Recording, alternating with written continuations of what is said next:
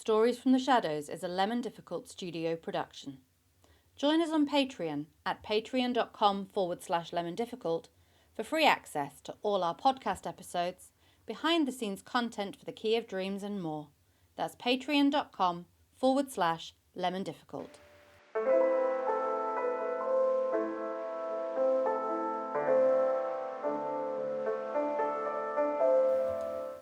Welcome to Stories from the Shadows, a collection of weird tales of the mysterious and macabre, an offering from the team at Lemon Difficult Studio, featuring the cast of our live immersive show, The Key of Dreams Shadows Lengthen, and special guests. These stories are dark tales of misery and woe. Listener discretion is advised. Today, Maxine concludes the story of the case of the Yellow Wallpaper. Maxine is constantly busy with her wide range of talents. You may know her from her work with the Mediaeval Baebes, the Bourn Ballet Company, TV, film, advertising, as well as a host of horror theatre. She also teaches tarot and meditation.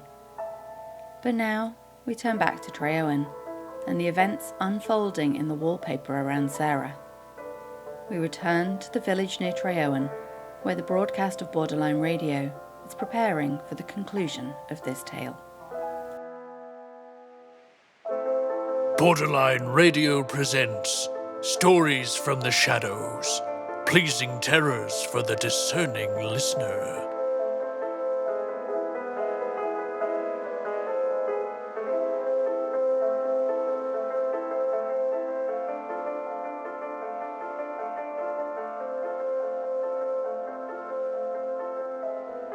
I wish I understood these treatments, but John will not explain them to me. They do cause me to dream. I dreamt of the tree, and of spirals in the stars, and I see things in that paper that nobody knows but me, or ever will. But behind that pattern, the dim shapes get clearer every day, and it is like a woman, stooping down and creeping about behind that pattern. I don't like it a bit. I wonder. I begin to think. I wish John had never brought me here. It is so hard to talk with John about my case, because he is so wise, and because he loves me so. But I tried it last night. It was moonlight. The moon shines in all around, just as the sun does. I hate to see it sometimes. It creeps so slowly, and always comes in by one window or another. John was asleep, and I hated to wake him, so I kept still and watched the moonlight on that undulating wallpaper till I felt creepy. The faint figure behind seemed to shake the pattern, just as if she wanted to get out. I got up softly and went to feel and to see if the paper did move, and when I came back, John was awake. "What is it, little girl?" he said. "Don't go walking about like that, you'll get cold." I thought it was a good time to talk, so I told him that I really was not gaining here and that I wished he would take me away. "Why, darling," said he, "our lease will be up in a few weeks, and I can't see why we would leave before. And my research is nearing a breakthrough. It'd be a terrible shame to leave when I'm so close to succeeding. Of course, if you were in any real danger, I could and would. But you really are better, dear, whether you can see it or not. I'm a doctor, dear, and I know. I feel really much easier about you." "So we won't go away?" I asked gloomily. "Why, how can I, dear? It's only a few weeks more. Really, dear, you are better." "Better in body, perhaps," I began, and stopped short, for he sat up straight and looked at me with such a stern, reproachful look that I could not say another word. I wish I did not feel so ignored and wretched. John does love me, and I should support his work, though it is hard to support what I don't understand. If only he would talk to me about his research, but he does not wish to vex me.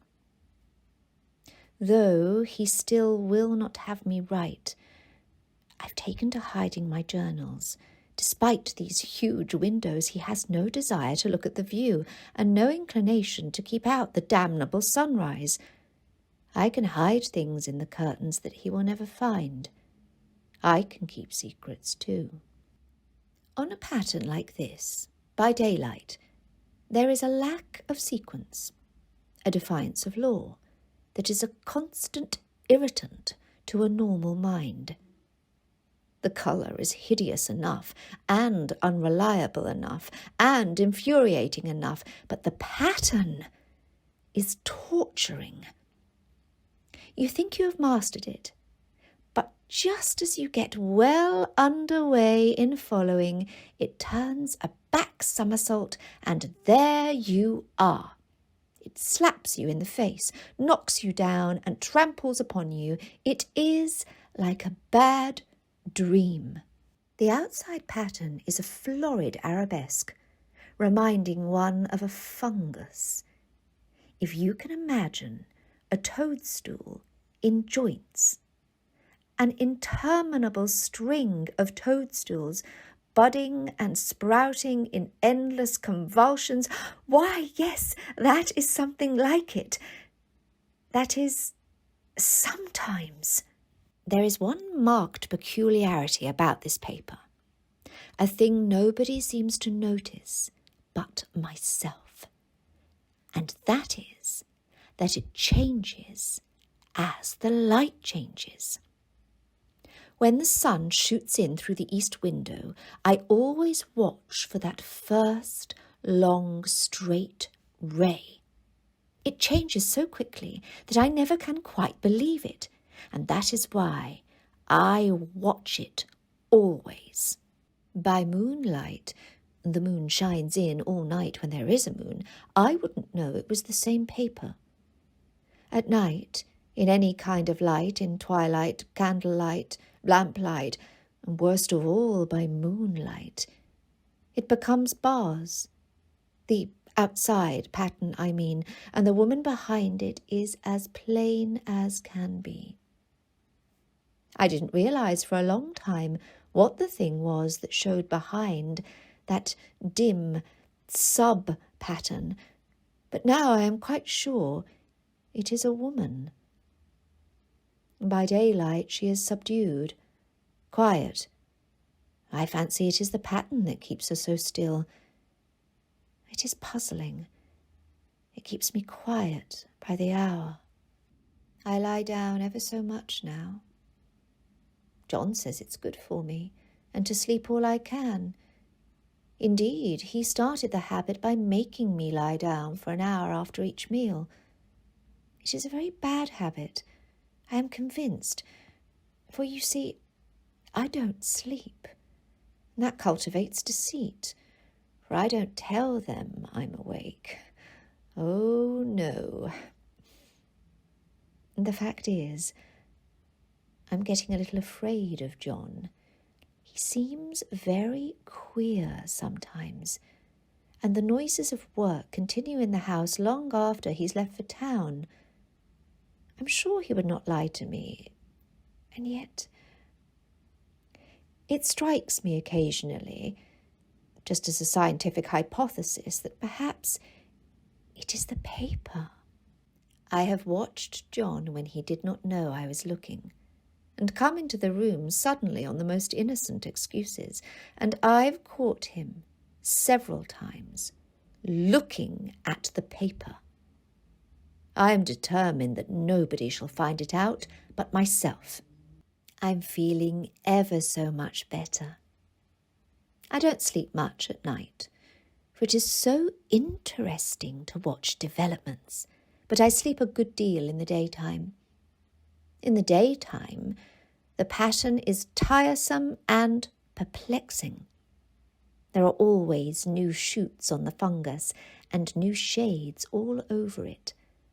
I cannot keep count of them, though I have tried conscientiously. And there is something else about the paper. The smell. I noticed it the moment we came into the room, but with so much air and sun it was not bad. Now we have had a week of fog and rain, and whether the windows are open or not, the smell is here. It creeps all over the house. I find it hovering in the dining room, skulking in the snug, hiding in the hall, lying in wait for me on the stairs. It gets into my hair. Such a peculiar odour, too. 'Tis not bad at first, and very gentle, but quite the subtlest, most enduring odour I ever met. I wake up in the night and find it hanging over me, and it clings to John as I once did, though he does not seem to notice. It used to disturb me at first, but now I am used to it. The only thing I can think of is that it is like the colour of the paper. I really have discovered something at last. Through watching so much at night, when it changes so, I have finally found out. The front pattern does move, and no wonder. The woman behind shakes it. Sometimes I think there are a great many women behind, and sometimes only one. And she crawls round fast, and her crawling shakes it all over. Then, in the very bright spots, she keeps still, and in the very shady spots, she just takes hold of the bars and shakes them hard. And she is, all the time, trying to climb through. But nobody could climb through that pattern. It strangles so, and I think that is why it has so many heads. They get through, and then the pattern strangles them off and turns them upside down and makes their eyes white. I think that woman gets out in the daytime. I've seen her. I can see her out of every one of my windows. It is the same woman, I know, for she is always creeping, and most women do not creep by daylight. I always lock the door when I creep by daylight. I can't do it at night, for I know John would suspect something at once. John is so queer now that I don't want to irritate him. I wish he would take another room. Besides, I don't want anybody to get that woman out at night but myself. Whatever he is researching, this discovery is mine. If only the top pattern could be gotten off from the under one. I mean to try it, little by little. John knows I don't sleep very well at night, for all I'm so quiet. He asked me all sorts of questions too, and pretended to be very loving and kind, as if I couldn't see through him. I will help her to be free, and she will help me in turn. I am as trapped as she. John is to stay in town overnight. I will complete my plans. I will free her from her bonds, and in so doing, free myself too. I will no longer be manipulated by doctors and husbands. I will not be told what I can and can't do, and they will not use me or her for their work or amusements. As soon as it is moonlight and the chimes strike 10, that poor thing will begin to crawl and shake the pattern, and I will run to help her. I'm here, and no person touches this paper but me. Not alive. I tore at the paper as high as I could reach, waiting to surprise John when he came home, to astonish him. It stuck terribly, and I'm sure the pattern just enjoys it. All those strangled heads and bulbous eyes and waddling fungus growths shrieking with derision. As the clocks began to strike the hour of 10, the woman began to shake what was left of the pattern, and I dragged over a chair to reach up to aid her. Suddenly John burst into the room, a wild look in his eyes. He reached towards me and grabbed around my waist to pull me from my precarious perch. Before he had a chance, I grasped those twisting paper vines and pulled with our combined strengths. The room around me filled with whispers, increasing in intensity.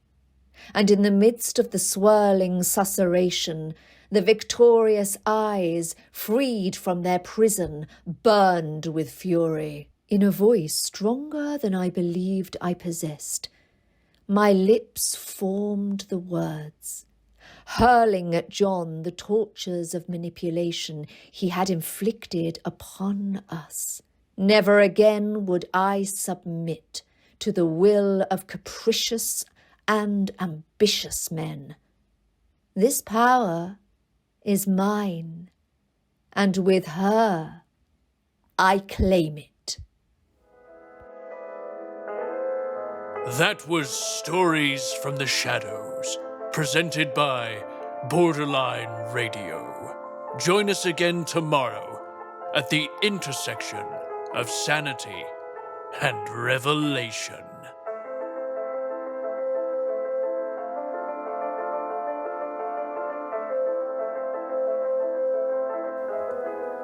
Thank you for listening to Stories from the Shadows, an audio production from Lemon Difficult Studio. If you enjoyed today's story, be sure to follow us on socials and join our Patreon at patreon.com/lemondifficult for exclusive rewards. Members of our free tier have access to all episodes of Stories from the Shadows, as well as behind-the-scenes content and the latest updates on our live immersive show, The Key of Dreams: Shadows Lengthen. Until next time, dream by daylight.